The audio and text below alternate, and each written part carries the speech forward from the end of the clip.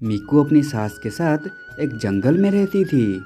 मीकू और उसकी सास बहुत मेहनत करके साड़ी बनाते थे और मीकू उस साड़ी को लेकर दुकान में बेच देती थी, जिससे उनका व्यापार बहुत अच्छा चल रहा था। पहले पहले कारोबार तो बहुत अच्छा चल रहा था, लेकिन धीरे धीरे उनकी कारोबार में गिरावट आने लगी, क्योंकि धीरे धीरे नए नए डिजाइन बाजार में आने लगे। लोग नए नए डिजाइन पसंद करते थे, इसलिए उनका व्यापार धीरे धीरे कम होता गया। इसलिए सास बहू बहुत टेंशन में रहते थे। कुछ दिनों बाद सास की तबीयत खराब हो गई और वो बिस्तर पकड़ ली। मीकू, मैं कभी सोची नहीं थी कि हमारी ऐसे भी दिन आएंगे। अब हम क्या करेंगे? माँ जी, आप ऐसा मत कहो। हम खुशी से जी रहे हैं ना। आपका बेटा शहर से पैसे भेज रहे हैं, उस पैसों से हम अच्छे से जी सकते हैं। आप ऐसा सोचकर अपने शरीर को और खराब मत करो। पता नहीं क्यों बहू, मुझे कुछ ठीक नहीं लग रहा। कुछ दिन ऐसे ही बीत गए। अचानक मीकू के पति ने पैसे भेजना बंद कर दिया। क्या हुआ मीकू? तेरे पति अब पैसे नहीं भेज रहा? जरा फोन लगा तो उसे, मैं पूछती हूँ। शायद उन्हें वहाँ कुछ पैसों की जरूरत है, उन्होंने मुझे फोन करके बताए थे। हमारे यहाँ इतनी परेशानी है, उसके बाद भी वो पैसे नहीं भेजेगा। छोड़ो, कौन जाने कैसे मुसीबत में पड़ा होगा। मीकू भी चिंता में पड़ जाती है, क्योंकि उसके पास घर चलाने के लिए अब पैसे नहीं थे। वो पास के एक मंदिर में गई और वहाँ एक पेड़ के नीचे बैठ गई और वो वहाँ बहुत उदास बैठी रो रही थी। तभी वो पेड़ से आवाज आई। मुझे बताओ, क्या हुआ है तुम्हें? अगर मैं तुम्हारी कुछ मदद कर सकूं? पेड़ को बात करता देख मीकू डर गया और वहाँ से पीछे हट गया।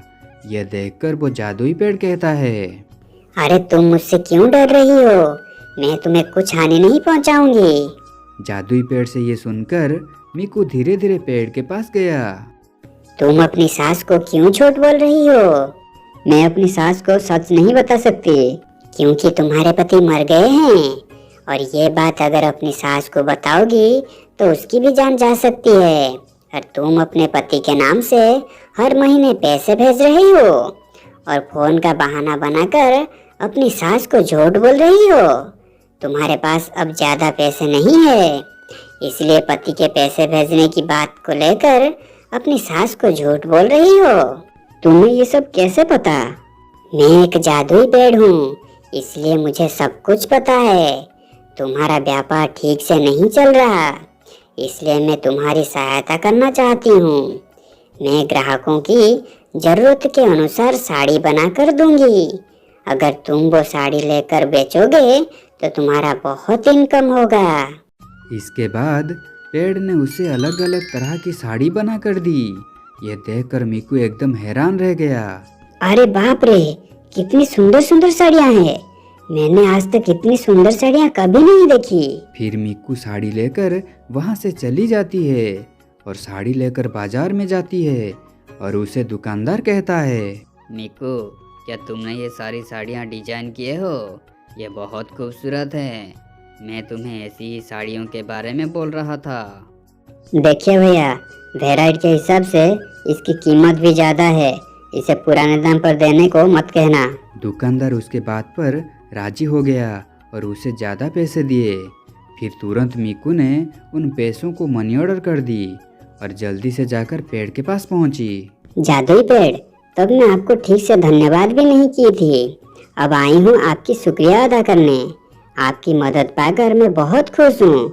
आपकी मदद से अब मैं 2 टाइम का खाना चैन से खा सकती हूँ। मैं आपका बहुत एहसासमंद हूँ। ऐसे मीकू बार बार जादुई साड़ी के पेड़ को धन्यवाद कह रही थी। ये सुनकर पेड़ ने कहा, मीकू, तुम मेरी बार बार इतनी शुक्रिया अदा क्यों कर रही हो? तुम्हें मदद करना जरूरी था। चिंता मत करो, तुम्हारे साथ हमेशा अच्छा ही होगा। मीकू ये सुनकर बहुत खुश हुई। मैं इस बारे में मेरी सास को बताना चाहती हूँ। मीकू, प्लीज यहाँ जो हुआ है इसके बारे में किसी को मत बताना। यदि तुम मेरे जादुई शक्ति के बारे में किसी को बता दोगे तो मेरी सारी शक्ति चली जाएगी। ये जादू तब तक मेरे साथ होती है जब किसी को कुछ आवश्यकता पड़ती है। अगर तुम किसी को मेरे बारे में बता देती हो तो ये जादू मुझसे हमेशा के लिए चली जाएगी। कृपया किसी को मत बताना। ठीक है, मैं किसी से कुछ नहीं कहूँगी, लेकिन आपने मुझसे वादा किया है कि जब मुझे आपकी ज़रूरत होगी तो आप मुझे साड़ी बना कर दोगी, इसलिए मुझे यहाँ बार बार आना पड़ेगा। और अगर तब कोई देख लेगा तो क्या होगा? अगर कोई मुझे खुद से देख ले तो मेरी जादुई शक्ति नहीं जाएगी। अगर कोई मुझे इस तरह आपसे बात करते हुए देख लिया तो ये खबर हर जगह फैल जाएगी और वो तुम्हारे पास आकर कई प्रकार के सवाल करेंगे। ठीक है, लग रहा है अगर मैं यहाँ रहूँगी तो तुम्हारी मदद नहीं कर पाऊँगी, तो फिर तुम मुझे अपने घर रहने दो। तुम मुझे अपने साथ ले चलो, मगर इस बारे में तुम अपनी सास को कुछ नहीं बताओगे। जब वो खुद से जान लेंगे तो कोई प्रॉब्लम नहीं होगी, ठीक है ना? ये कहकर वो जादुई पेड़ एक छोटे से पौधे में बदल गई। मीकू वो पौधा लेकर घर चली गई। जब उसने वो पौधा लेकर घर में रख दिया तो हर जगह एक अद्भुत रोशनी फैल गई। रोशनी फैलने के बाद सास का तबीयत भी ठीक होने लगा और वो पहले से काफ़ी बेहतर महसूस कर रहे थे। मीकू, अब मेरा तबीयत धीरे धीरे ठीक हो रहा है। अपनी सास को ठीक होता देख मीकू बहुत खुश होती है, लेकिन अगले दिन सास ने उस पेड़ को देख लेती है। मीकू, ये कैसा पेड़ लाकर घर में रखे हो? हाँ माँ जी, ये बहुत अच्छा पेड़ है और वो बहुत शुभ है, इसलिए आपकी तबीयत धीरे धीरे ठीक हुई है। हाँ, तुम सही कह रही हो, पेड़ सच में बहुत शुभ है। घर पे आने के बाद से सब कुछ अच्छा हो रहा है। ऐसे वो बात कर रहे होते हैं कि तभी मनियड़र आ जाता है। अरे, तुम सही कह रही हो मीकू, पेड़ वाकई बहुत शुभ है। देखो बेटा पहले जैसा पैसे भेज रहा है। ये कहकर सास वहाँ से चली जाती है और कुछ देर बाद आलती लाकर पेड़ की पूजा करने लगती है। फिर वो जादुई पेड़ कहती है, माँ जी, आप ये आलती मुझसे दूर रखो, मैं इससे जलना नहीं चाहती। पेड़ को बात करते देख सास बिल्कुल हैरान रह जाती है।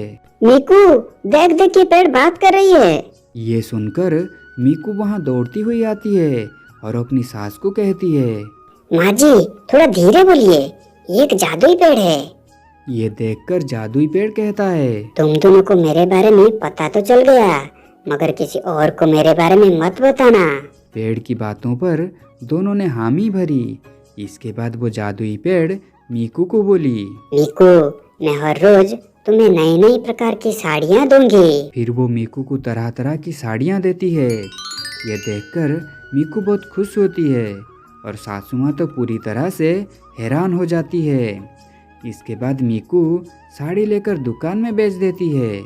इस प्रकार जादुई पेड़ की सहायता से वो बहुत अमीर हो जाते हैं। ऐसी ही समय बीतता गया। एक दिन पूर्णिमा की रात थी। अचानक पेड़ एक परी में बदल जाती है।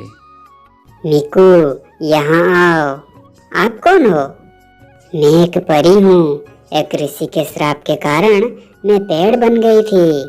अगर कोई मेरी मदद पाकर मुझे प्यार करता, मेरी सम्मान करता और मेरी देखभाल करता तो मुझे इस श्राप से मुक्ति मिल सकती थी। तुम दोनों को मुझसे बहुत मदद मिली है और तुम्हारे स्थिति में भी सुधार हुआ है और मुझे तुम लोगों से बहुत देखभाल, प्यार और सम्मान मिला है। अब मेरे लिए परीलोक जाने का समय हो गया है। इसके बाद वो एक जादुई पौधा सास बहू को भेंट में देती है। आपका बहुत बहुत धन्यवाद, हम बहुत खुश हैं। मीकू, ये पेड़ भी तुम्हें साड़ियाँ देकर तुम्हारी मदद करेगा। तुम लोग उसे बेचकर हमेशा के लिए खुशी से रह सकते हो। साथ ही गरीब और असहाय व्यक्तियों की भी मदद करना और अच्छे कर्म करके पुण्य अर्जन करना। इतना कहकर परी वहाँ से गायब हो गई। इसके बाद वो पौधा उन्हें आवश्यकता अनुसार साड़ी बना कर दी। उसके सहारे वो अपने परिवार चलाने लगे और दूसरों की मदद भी करने लगे।